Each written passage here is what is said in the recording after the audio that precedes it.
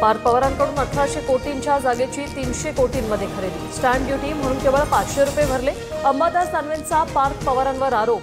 तर कोणता नियम पाळला, पार्थ पवारांनी सांगावं, दानवेंचं आव्हान।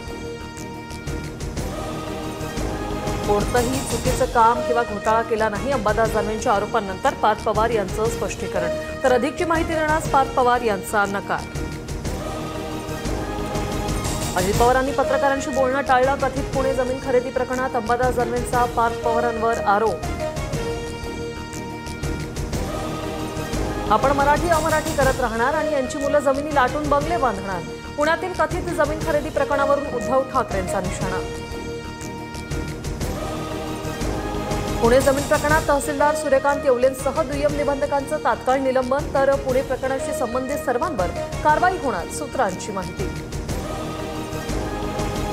पुण्यातील जमीन खरेदी व्यवहार रद्द व्हावा, कलम 420 अंतर्गत गुन्हा दाखल करा। पार्थ पवारांवरील दानवेंच्या आरोपांनंतर वडेट्टीवारांची मागणी। तर ईडी सीबीआय आता झोपलेत का, वडेट्टीवारांचा सवाल। पार्थ पवारांनी मला पाठवलेली कागदपत्र नियमबाह्य नव्हते, संबंध नसल्यास पार्थ पवारांची बदनामी करणं हे अयोग्य, उदय सामंतांची माहिती। मनोज जरांगेंना मारण्याचा कट रचल्याची जालना पोलीस ठाण्यात तक्रार। बीडच्या कार्यकर्त्यांकडून तक्रार दाखल। दोघे पोलिसांच्या ताब्यात, चौकशी सुरू। सोनं 1,19,800 रुपये प्रति तोळा, तर चांदीच्या दरात 1,000ची वाढ। चांदीचे दर 1,49,000 रुपयांवर।